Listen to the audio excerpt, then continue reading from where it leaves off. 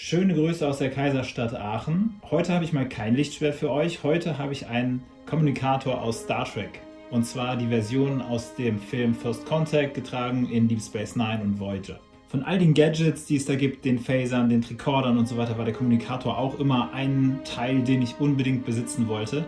Und den gab es auch damals zu kaufen. Oft war das Ding aus Plastik, die Dimensionen stimmten nicht, die Farben stimmten nicht, irgendwas war immer verkehrt. Und im Grunde hat das Ganze angefangen mit diesem Teilchen. Das war einer, den man so kaufen kann. Der war, den habe ich hier schon gefärbt. Ursprünglich war das hier wirklich glänzendes Gold und eine verspiegelte silberne Fläche. Also das war ein Spiegel, in den man reingucken konnte. Und so sah das Ding niemals aus. Hier sehen wir, dass das Gold auch eigentlich ein anderes ist. Das ist hier eine raue Oberfläche. Zudem war das Ding total flach. Mit diesen Anstecknadeln hat man sich dann immer irgendwie den Pullover, also ich habe keine Uniform, aber man hat dann immer schöne Löcher im Pullover gehabt oder im T-Shirt. Das Ding war schwer, weil halt aus Metall und war halt nicht original genug. Und irgendwann im Laufe der Zeit macht man halt so seine Erfahrungen mit Gießen, Abformen und so weiter. Und ja, deswegen wollte ich mich der Sache nochmal annehmen und hab dann per 3D-Design meinen eigenen Kommunikator designt. Das sehen wir hier. Der hat deutlich mehr Volumen, ist ein bisschen gewölbter, nicht ganz so flach. Dieses Modell, was ich dann damals erstellt habe, habe ich mir bei Shapeways drucken lassen, weil Shapeways einfach eine super Adresse war, um einen sehr genauen Druck hinzukriegen. Und daraus entstand dann dieser Kommunikator.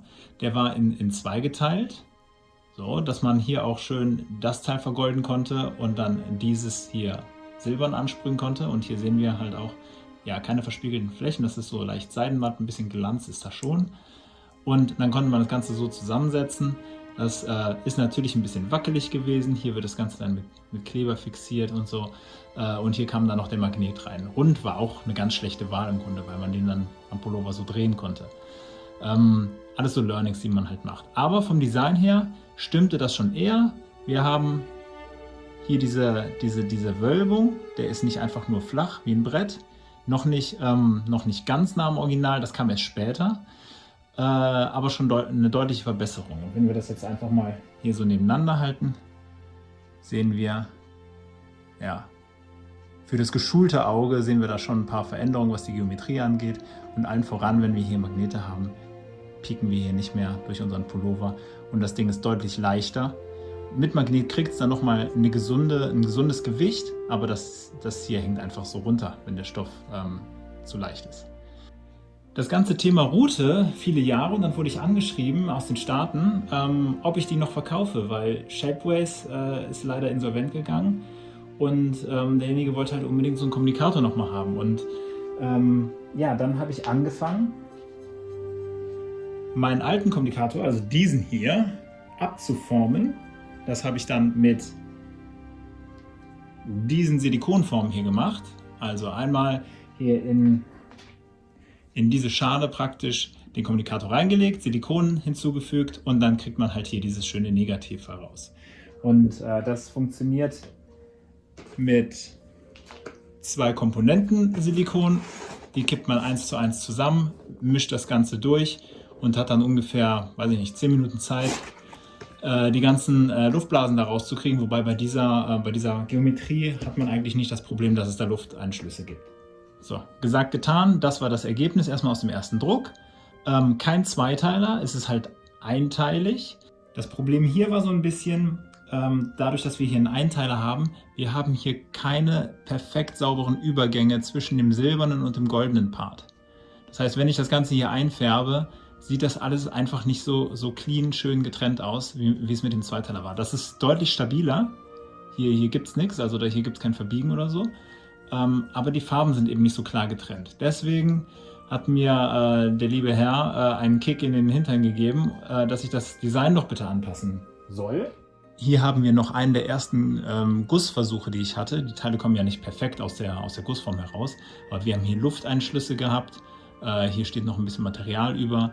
Die Rückseite ist überhaupt nicht schön. Da habe ich noch versucht, irgendwelche Einlassungen für Magnete dem Ganzen hinzuzufügen, während ich das Ganze gegossen habe und das Material ausgehärtet ist. Also alles andere als perfekt. Es hat jede Menge Versuche gebraucht, um allein diesen hinzukriegen. Dann, das sehen wir jetzt hier am PC, haben wir das Design, oder ich habe das Design halt nochmal angepasst, dass es noch originaler ist, noch mehr am Original dran. Die Seiten ein bisschen hochgezogen und habe es vor allem wieder als Zweiteiler erstellt. Und weil es halt Shapeways nicht mehr gab, habe ich mir jemanden gesucht und um Hilfe gebeten, das als SLA-Druck zu erstellen. Das heißt, das wurde aus Gießharz praktisch gedruckt und nicht mit klassischem Filament. Das ist einfach nicht genau genug. Das ist einmal hier der goldene Part und einmal hier der silberne Part. So kamen die aus dem SLA-Drucker raus. Das Ganze habe ich noch so ein bisschen bearbeitet, also auch hier gibt es immer wieder Support, den man natürlich abmachen muss und ein paar Stellen sind nicht ganz hundertprozentig perfekt. Diese Teile habe ich dann benutzt, um wieder hier diese Gussformen herzustellen. Das sind die zwei auf der rechten Seite. Und auch hier wieder gab es viele Gussversuche. Also auch das Harz, mit dem ich dann gegossen habe, der Härter und das Harz selber, da gab es ein paar... Das Mischverhältnis ist zwar 1:1, aber gewichtanteilig. Und auch hier habe ich ein paar Versuche gebraucht. Wir sehen, das sieht aus wie aus einem schlechten Horrorfilm, wenn der Klon irgendwie nicht so ganz klonig aussieht, nicht ganz so wie das Original. Also ja, da gingen auch ein paar Versuche ins Land, ehe ich dann die richtige Mischung hatte. Und heraus kamen dann am Ende diese Teile aus dem Druck. Das ist wirklich das Harz, was ich benutzt habe, um das Ganze dann abzugießen, in diese Form gegossen habe. Und das ist jetzt praktisch ein Urteil. Aus diesem kann man jetzt den fertigen Kommunikator machen. Das Ganze setzt man dann hier rein, nachdem es fertig bemalt ist. Und hat auf der Rückseite jetzt diese Einlassung, dass hier ein Magnet reinkommt. Auch kein runder, weil rund verdreht man viel zu leicht.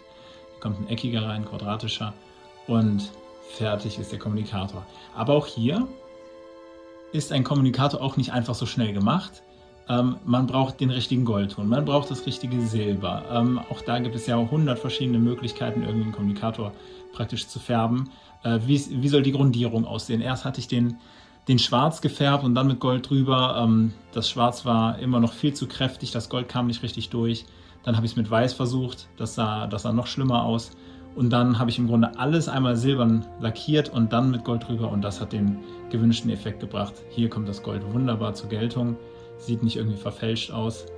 Auf der Rückseite, das ist jetzt hier praktisch eine Lasche, das ist hier Isoliertape, was ich um einen zweiten Magneten gewickelt habe. Und der setzt sich hier wunderbar drauf.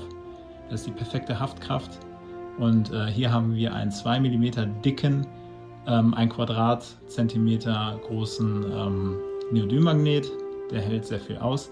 Das Ganze ist dann auch nochmal beschichtet mit einem Klarlack drüber, seidenmatt, kein total glänzendes, das sieht einfach nicht aus. So, einfach wieder drauf und fertig ist der Kommunikator.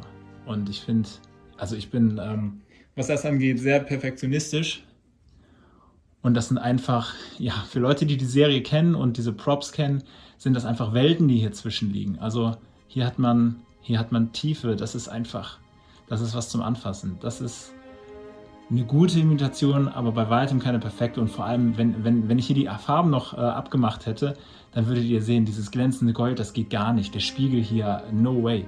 So sieht das aus und nicht anders. Und es war wirklich, es sieht so einfach aus. Es sieht so einfach aus, sowas herzustellen. Aber der Weg dahin, der hat lang gedauert. Viele, viele Versuche. Ich habe bestimmt 30 von diesen Johnny Sia mal gedruckt. Ich habe hier, um den hier, nee, nicht den, die habe ich anfangs silbern angesprüht, praktisch in der Farbe und dann habe ich mir Schablonen angefertigt, die ich hier drauf drücken konnte, praktisch Aufkleber, um das perfekt abzukleben, sodass ich nicht mit dem Gold nochmal auf das Silberne komme. Allein da habe ich so viele Versuche gebraucht, bis das recht sauber war. Das Ergebnis war auch gut, aber es war halt nicht perfekt. Und das ist hier ein klarer Cut zwischen den zwei Farben, sauberer Übergang, richtige Tiefe und ja, genau das, was ich haben wollte.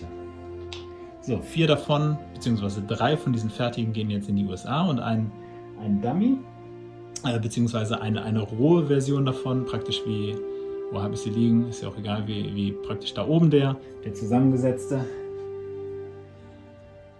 Den kann man natürlich jetzt wieder auseinandernehmen.